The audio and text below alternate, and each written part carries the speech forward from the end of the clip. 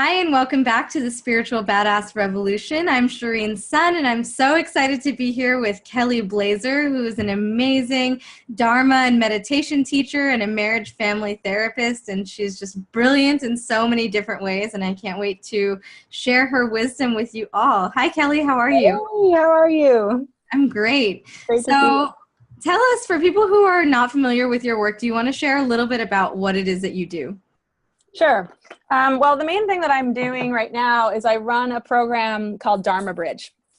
And it's really an opportunity to look really deeply at anything that's getting in the way of you being free. And that includes your personal relationships, your capacity to manifest in the realm of business or to spark a movement. That's one of the things I loved about your tagline, is the bit about starting a movement, because I feel like if there is a time to start a movement in our country, now is that time. So, a lot of people have a powerful vision around what they want to create, but then they end up actually stopping themselves and not really, in a sense, taking the responsibility to push through the obstacles that come in the way of leadership. So, in Dharma Bridge, we don't focus a ton on business. So I was intrigued when I got your invitation to be part of this summit. I was like, all right, is this completely out of my wheelhouse, or can I talk about it? But I think it's really the same thing. Building becoming an entrepreneur, from my own personal experience, is going to call you into your deepest growth. If it doesn't, then I don't know who you are. I've never met an entrepreneur that doesn't get challenged at some level. It's really, in my mind, it's really a deep spiritual journey, the whole process of becoming an entrepreneur. So whether you're an entrepreneur or not, I hope you'll hang on. Some of the people in my community, that's not what they're up to. But I think that, just the process of becoming empowered, finding your voice in your intimate relationship is the same process. The process of inspiring people around a cause is the same process. And it's really the process, from a yogic perspective, it's the process of untying what they call the granta, the knot at the heart. The idea in yoga is that we're sort of born with a knot at the heart. And anything that we do, any moment in your life where you land in a really terrible feeling, if any way that you suffer, anything that shuts you down, that is essentially, it's an opportunity to just do this deeper work of evolution. That's so beautiful. I love that. And I love this idea, or this conversation around how do we step into leadership as highly spiritual beings, right? And I think that there's a lot there and a lot of challenges and struggles. And I want to know, for you, what has that process been like to really step into leadership in your business and to have clients and leading courses? What has been the challenges, and how have you navigated it? Well, it's kind of interesting, because I think I was a pretty intense risk taker from pretty early childhood. The main thing when I look back at my early development is I became a class 5 whitewater kayaker really early in my life. So I was really into intense risk. But then actually translating that into a business space and an interpersonal space, which is what being an entrepreneur is all about, is a totally different challenge.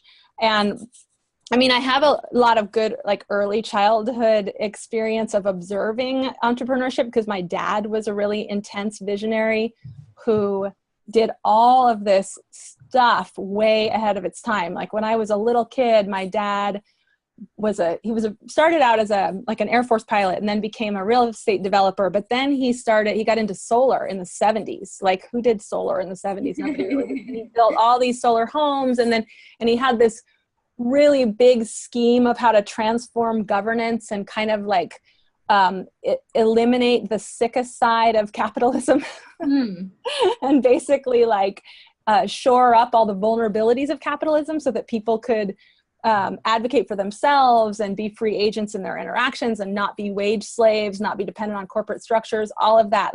So big ideas, way ahead of their time. And then for the last 15 years, he's been working on how to transform governance, get dark money out of politics, and free up people to really take responsibility for democracy. So really big ideas. So I've seen him kind of wrestle with his own relational stuff and self-development as he's developed, specifically NewGov is the project he's working on right now. this idea I just referenced. So I've seen him really kind of struggle and expand and grow. And it's really affected the way that I think about my own leadership and the way that I think about like any of the ways that I've gotten caught. Like, there's some very specific qualities that leadership requires. And we can talk about it if you want. I have a whole thesis around. Yeah. Let's talk about leadership. I think that's a really important conversation for people who are growing their spiritual business. Yeah. Okay. So, and people will relate to different parts of this, but I feel like there are some very specific qualities that you really have to hone within yourself. And the bigger your vision is going to be, but people will get stuck in particular areas. So people should really, as they're listening to this, they should pay attention to like which of these areas has been my biggest struggle, because then I would love to talk about this tantric concept called the mullahs afterwards, which is really like it's a beautiful self-diagnostic sort of a way to understand the patterns that you have so you can get free of them. So the biggest quality of Dharmic leadership, I think, is just vision. And that's pretty obvious. Like everyone knows that you have to have a vision. You have to know what you want. And people often don't know exactly what they want.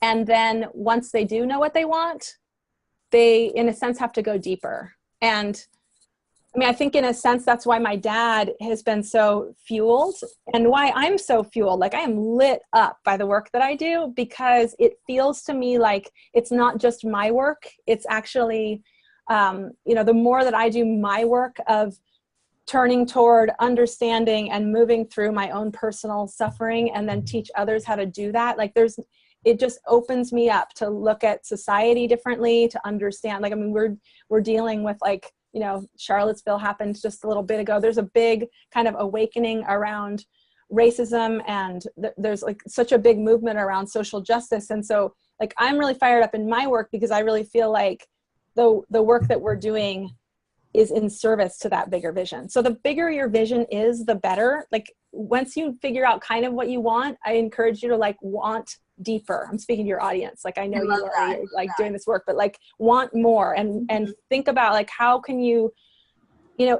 once you start to envision that you actually are responsible for making sure that the rising tide lifts all ships, like once you're responsible for that rising tide, then you're just motivated. Like you wake up in the morning really willing, as opposed to like dragging yourself through.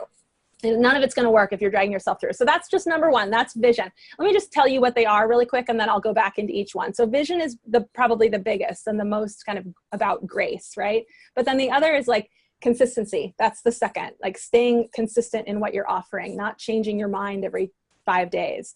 Visibility is critical, and being willing to be visible is really, it requires a ton of courage.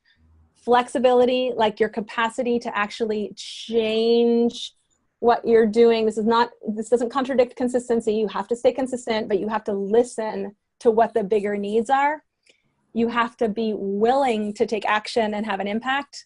And then you've got to have team underneath you. So there's actually 6 right there, 6 qualities that I think are really critical. So I mean, the first one, drishti, which is like the term for vision.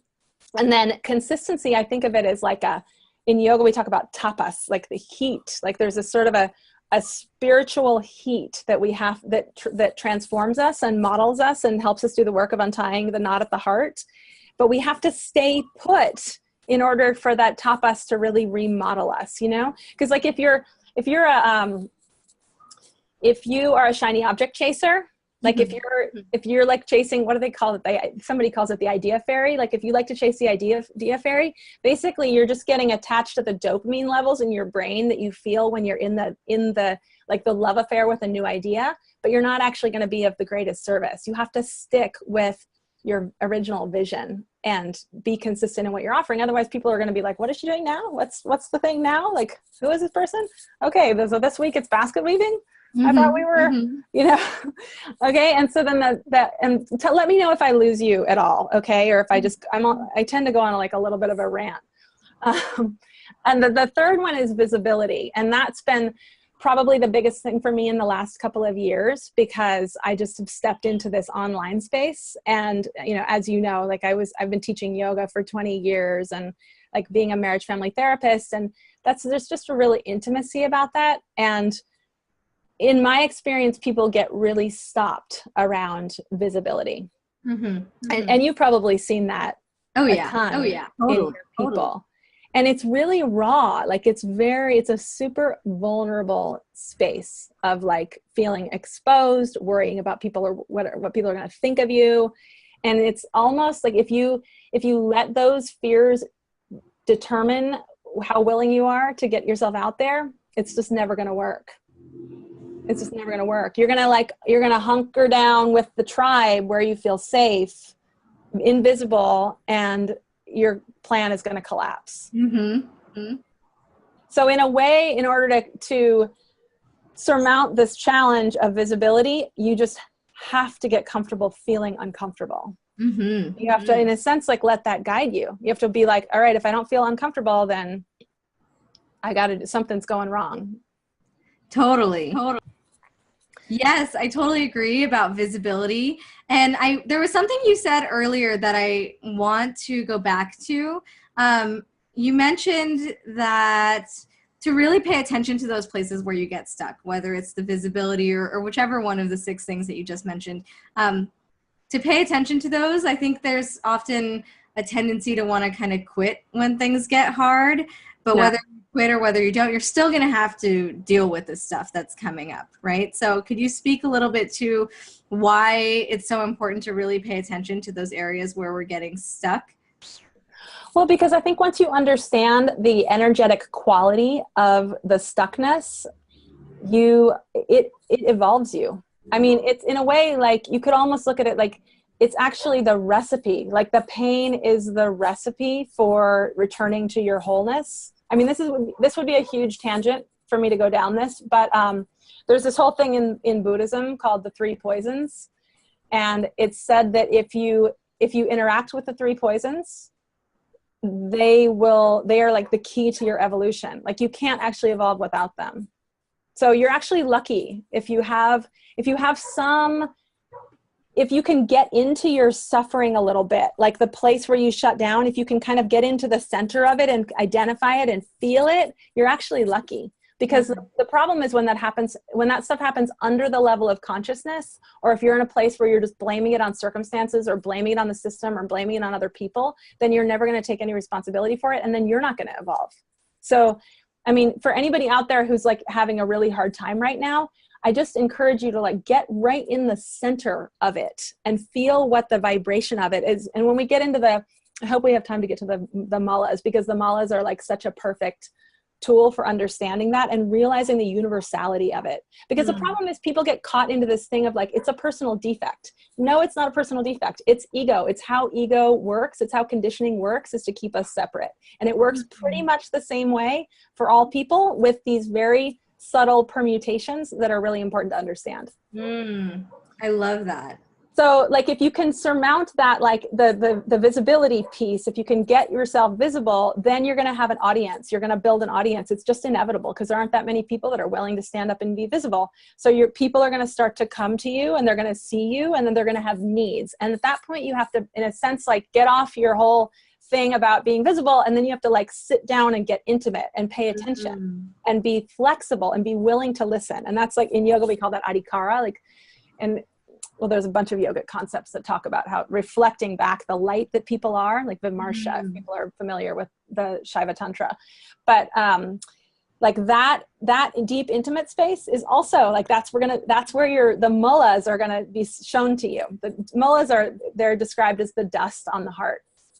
And then the other thing is like really being willing to upset the apple cart. I mean, if you're building a business, you're already stepping out of the mold that American society is in right now. Like you've already decided, I'm not going to be a wage slave. I'm not going to follow. I'm going to lead. And that's kind of scary. And if you're doing it in the space of like say you're doing social justice work, say you're doing like healing racism work, say you're a white person and you're wanting to do social justice work, like obviously it's not as scary for you. Like the reality is it's not as threatening for you to do that work as it is for a person of color to do that work, but it's still scary. And the reason is that somewhere in your consciousness, what you're thinking is, I'm going against the tribe. Now I could be lynched. Like now I am vulnerable to the same kind of prejudice and hatred and being cast out that people of color have been vulnerable to forever. So you've got to be willing to be, just to have courage, to just find courage. And the only way that you're going to be able to do that is actually, this is the sixth quality, is if you have a community. Like if you're building a business, you have to have a team. If you're building a movement, you have to have an organization. You have to have a community. You know, spiritual work, you have to have a sangha. There's just, you cannot do it alone. You cannot. Yeah. That's just critical. And then in the sangha, like in that relationship building, then you're going to get to see even more how the mullahs are coming in and clouding your freedom. Like, let's just be clear, like you are free, I am free, like we are free, our essence is freedom, but the way that we act in the manifest plane is not in line with that freedom all the time because we can't see clearly. So that's why I love this idea of the mullahs, because it's the dust that clouds the lens, or it's the dust that clouds the heart. So I could go on forever about these, but I just want to tell you what they are, like super quickly. Yeah, do it. Okay, so there's 3 of them. The first one's going to express as not feeling worthy. It's called anavamala. The second one is going to express as analysis paralysis, like just overthinking until the end of your life and never doing anything. And the third one is going to express in one of 2 ways. It's either going to express as perfectionism or an unwillingness to act, like a frozenness, an unwillingness to do anything. You said there's 3 of them? Yeah. Can we, just for everyone who's listening, I want you all to really lean into what Kelly's saying here and identify which one is your most overactive mala. So could you say them one more time? Yeah, so, and I'll talk about them more deeply too. So anavamala is the one that expresses as unworthiness, and what it comes from is this feeling of being separate from source. So this feeling of not being part of God or part of the wholeness, part of consciousness, this feeling of being separate and getting caught in your individuality and the sort of loneliness. So it really comes up in the heart. So people that feel like they're really heart-centered, they have access to a lot of pain usually. Like they also have access to all of this beautiful healing energy, but they touch a lot of pain. So that's anavamala. And then the next one is maya mala. So anybody who's like a Sanskrit nerd or a yoga person, you've heard of Maya. So Maya Mala is kind of related to this. It's this tendency to differentiate so much and to see difference. So to kind of get caught in how this thing is different from that thing and what's wrong with this thing and what's good about that thing, and kind of like get caught in the mental. So people that have like really intense mental acuity, like intense intellectuals, they can get caught in analysis paralysis because you can see too much, you can discern too much, too many details, and then you won't be willing to act, basically. Well, that blurs it a little bit, because willingness to act really is about karma mala. But so the third one, karma mala, just to keep it really clear, like karma mala is actually the one that is the unwillingness to act. So one grows out of the other. Maya mala grows out of anavamala, and karma mala grows out of maya mala. So the unwillingness to act is because you're caught in the separateness and you're thinking too much and you're not willing to do, you're not willing to take action. So for anybody who's read the Bhagavad Gita, like the main thing in the Bhagavad Gita is Krishna telling Arjuna, you have to do something. Like you can't not act.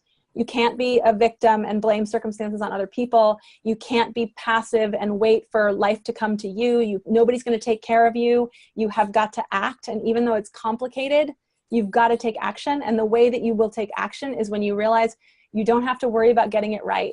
So get rid of your perfectionism and just make a move and trust that something is moving through you, that source is going to do the work. Like let the work be done by something bigger than yourself. You can think of it as God if you want to.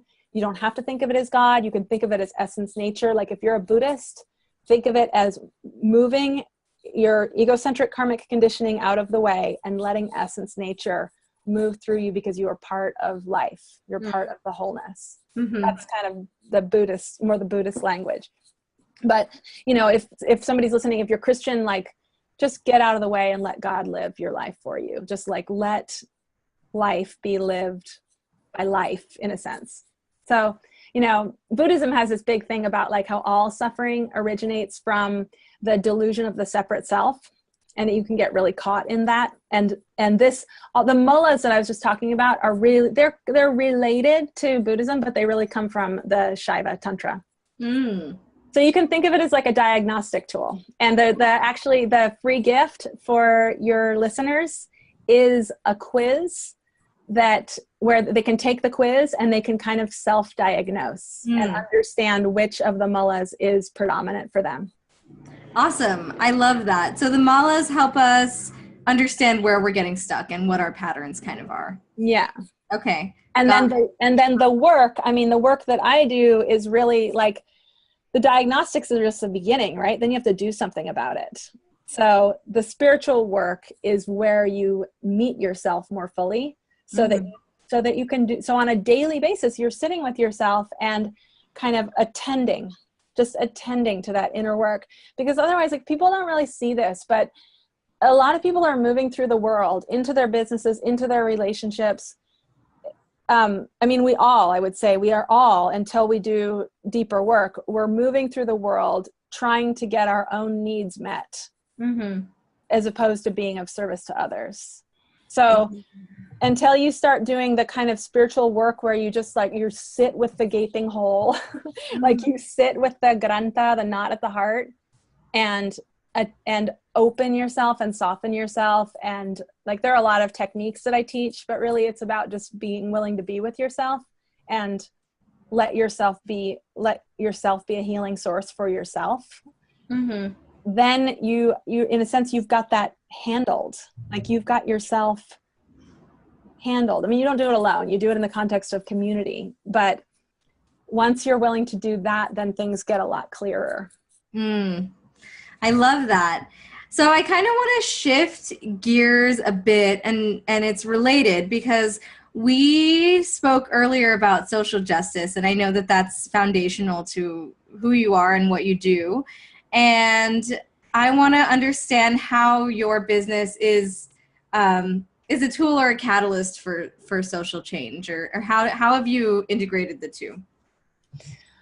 Well, I mean, one of the things is I talk a lot in my groups about, like, we talk a lot about privilege, and we talk about, you know, like, especially recently, like, we talk about what white supremacy is and what to do about it, and how we can, like, each of us, the work is very different for white people than it is for people of color. And so, and I really recognize that, like, my work is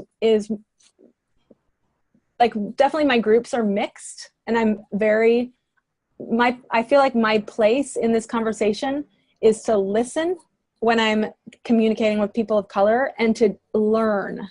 And then also my work, because I have done a lot of this work and, you know, thought a lot about this when I'm in leadership with white people, is to facilitate, like, the deeper inner healing that will allow us to move through this really stuck place of white guilt. Because if you stay in the place of white guilt, you're actually just not perpetuating, but you're certainly not in service to the evolution of the problem. So the main thing is having these conversations. And then the other thing is, like, funneling resources, honestly. Like, this is one of the things that has been big for me in terms of, like, shifting my mindset around scarcity/abundance. Like, whenever I get into a place where I feel like I don't have enough money or whatever resources, I recognize it as a mullah, first of all. Like, it's not money's just like the surface level details. The energy of it, the scarcity, is actually one of the mullahs, and it comes from anava, mullah, the feeling of being disconnected from source. So I do that. So I just do something really direct. Like, I just give money. I like, there's a number of organizations that I've sent money to. Like, last year I sent a lot of money to, like, the people that started the Black Lives Matter movement. Oh, cool. And like the most recent one that I think you're involved with this. Well, you're involved with Earth Justice. Like this summit is a fundraiser for Earth Justice. Yeah, that's another one of the causes that I just sign up for a monthly donation. Like I don't want to have anything. Like I basically have decided I don't want anything from my conditioned mind or my fear to get in the way of me continuing to funnel resources toward these causes. So I just sign up for a monthly donation. And then I just talk about it. Like, you know, I have a platform now. Like you have a platform. Like once you have a platform, like use the freaking platform. You know, you have the capacity to be of service. So write about what you care about. Like, yeah, I write about old, like, you know, Vedic era spiritual teachings, but I also write about Standing Rock. You know, I write to my list. Like I wrote about the Women's March a lot. Like I'm just willing to talk about it. Like that's the biggest thing I think, is being willing to talk about it, and just to realize, like in a sense, it's like this is what the platform is for. Like get what you care about the most, and like let that. So anybody out there that has a platform, like take it seriously and be responsible. Like you're a leader now. You've got to do something with it that you really care about. It relates back to that whole vision piece, you know, drishti, like know what you care about. Yeah. And you mentioned, I wanted to go back to that vision piece because you said something earlier, your vision has to be bigger than yourself. And the more you see that, the bigger your vision gets, the more it becomes a force for healing is something. Yeah. So can you speak a little bit to that? Yeah, well, I'll just give you an example. Like when my kids were little, I remember like parenting was just, obviously like parenting is really intense. And there's all these times where you're like stuck with a sleeping child, like can't do anything. Like, and I remember I used to, like we live in a great little house in kind of a funky neighborhood. And I would obsess on moving, and I would look at Redfin. I would like spend time looking at houses on Redfin. And like, it didn't really get me anywhere. It didn't take me anywhere. It just took me into fantasy. And so I was in that process, and there was no product. There was no yield from that. And I just have realized in the last, I mean, my kid is 6 now. So I've just like changed a lot in those years. Like I don't spend time doing that anymore. Like I spend time, like I've just decided when I contribute fully, then everything that I need will come into being. Like when I turn myself more toward what I can contribute, what I can give, then everything is provided for. And, you know, indeed, my like financial reality has shifted significantly since that evolution happened inside. So I love that. I love that idea that as you change and grow inside, what you manifest gets bigger, and your vision gets bigger, and you're able to hold more. Yep. And it's iterative. It's iterative. Like you're going to get caught again. And when you get caught again, pay attention, get into the inside of the suffering. Don't just disassociate and compartmentalize. Like it's not like a problem you have to put over there while you live your life. Like get into the center of it. That's what the inner work is all about. I love that. Get into the center of it. Okay, so I want to ask you another question on this idea of having a big vision. A lot of people feel that they're here to make a big impact.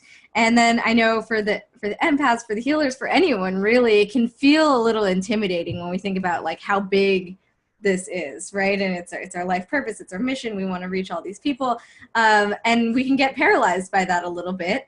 And so I want to know, when we have a huge vision that we're holding, how can we use this work and what you're talking about to navigate through that? Well, I mean, it's like, in a sense, like you just have to question, like, what difference does it make? Like if you're connected to the whole and you're showing up completely yourself in every environment, then touching 1 million lives, you are already interconnected with them. Like they're already you are them. So, I mean, the only reason that it's going to get overwhelming is if you're really aligned with the separate self, you know, like if you're really caught up in like this division between self and other, then it's going to feel scary. But once you start to like, just really realize like I am part of everyone, and my whole experience of any other person is based on my own projection anyway. Like my own inner experience is being projected out anyway. So the more that you can like have that experience and then draw back into self and evolve, like the better. You're just going to continue to expand inwardly. So I know it can feel raw sometimes, and some people's gifts some people feel like, they're just really inclined to go inside, and that's great. Like, do that real yin inward work and let your creativity like spring forth out of that work, but also just be willing to tear off the coverings, like let others in. Yeah. Okay, cool. So let's switch gears a little bit. I want to talk, before we go into your free gift, I do want to ask you about the topic of money. Okay. Money and charging for your spiritual work. I know this is something a lot of people struggle with. How, it's something I would do for free, such an important work. How do we charge for it? And I think there's a lot of healing in that journey as well, of understanding that we deserve to get paid for what we're doing and to be able to survive and thrive in our businesses. So can you speak to your process around receiving money for your work? Have you ever felt shame around receiving money for your work? What has that been like for you? Like the catchphrase is like money is energy. And, we've heard that so many times that people are, like, don't even really think about what that means. But if you just think about the fact that, like, the idea of money is kind of just like, it's a superficial detail underneath interconnectedness.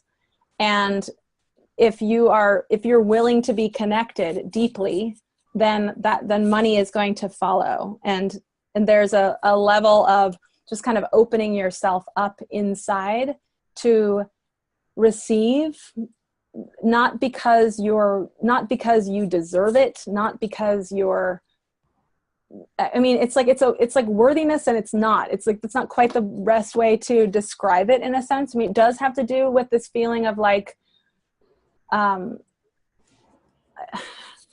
so one of my mentors really talks about it in terms of like, when you get it, that you're good enough, that you're worthy enough, then it won't be a problem anymore. Mm-hmm. That wouldn't be so much my language, because that could still, in a sense, solidify this idea of the I.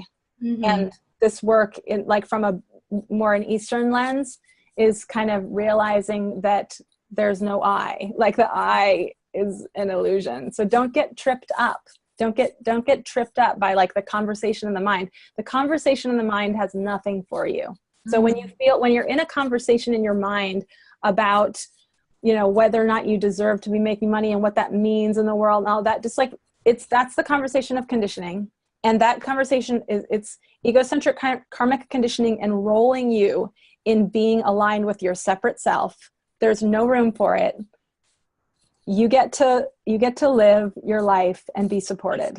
And being willing to ask for money is part of that.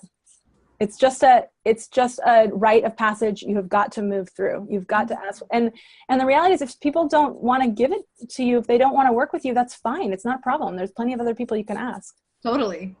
And so don't project all your own stinginess on the other person, in a sense, like, just get through that piece. Yeah, I love that. Beautiful. So I want to know, you have a fabulous free gift. It's a quiz, and it's called Which Mala Most Clouds Your Heart. Can you tell us a little bit about that? Yeah, so this whole thing that we talked about understanding the mullahs and understanding the ways you get stuck, like whether you get stuck in unworthiness or analysis paralysis or perfectionism or unwillingness to act, like, you want to really pay attention. Like I said a couple times, like, get into the center of wherever you're suffering and understand the pattern. So the mullahs are this way of understanding the pattern. So they can take this quiz, and it'll show them like which is their predominant and which is their secondary mullah. And again, it's just a diagnostic. And when they get the quiz results, they'll get some ideas as to how to work with that. Okay. So it'll give you a little bit of like, the prescription is this when they get their results. And then I'm also going to put something on that same page for your people, because really, like, once you get a diagnosis, you want the medicine. Like, once you get a diagnosis, you want to know what to do about it. And so and in my work, like, what you do about it is you employ these tools that come from the meditative practices. And so I'll put a link up there to a 5-day challenge that they can take themselves through. Like, I ran it originally in a Facebook group, but they can take themselves through the challenge. And but they have to sign up for that now, because I'm only going to leave that link up for like I'll leave it up for a couple of weeks after the interview is aired. So Okay. I encourage people to go get that. They'll get a coupon code. The course usually costs $108, but they like the whole meditation challenge, but they can have it for free, but they have to get the coupon code now. Okay, sounds good. So there's some urgency for you to definitely make sure to get that awesome value where you get a whole course and the quiz as well, right? Yeah, exactly. Awesome. So definitely take Kelly up on that. It sounds like it's going to be fabulous. Kelly, do you have any final words you want to share with our listeners? Yeah, I would just say, adore yourself. Adore yourself, because you are a manifestation of spirit, and spirit, the purpose of spirit manifesting is to be adored and to be reflected in splendor. So every time you adore yourself and adore the world, you are like feeding spirit. That's beautiful. Yeah, take care of yourselves. I love that. So I want to remind everyone that one of the themes we're talking about in this summit is how important it is to find your tribe, find your community, ask for support and help when you need it. We have a vibrant Facebook group that's growing every day. It's called Wild Heart Entrepreneurs. Be sure if anything came up during this talk that you want to share, if you have questions for me or Kelly or for anyone, then you can go ahead and post in the group and let us support you. And another thing, if this talk really resonated with you, if it spoke to you, if you want to add it to your library forever and enjoy it for a long time, you can purchase this and all the other talks. So that's available to you if you feel called. And with that, I want to thank you, Kelly, for this beautiful work that you're sharing in the world and for taking the time to come onto this summit and speak to our audience. I know it's a little different than what you're used to, but I love how what you do relates to this process of stepping into your power and sparking a movement. Thank you, love. It's been a pleasure. Yeah, awesome. So with that, we are signing off. I'm Shereen Sun. This is Kelly Blazer, and it's Spiritual Badass Revolution. We'll be back with more interviews tomorrow, so stay tuned. Bye, everyone. Bye. Thank you.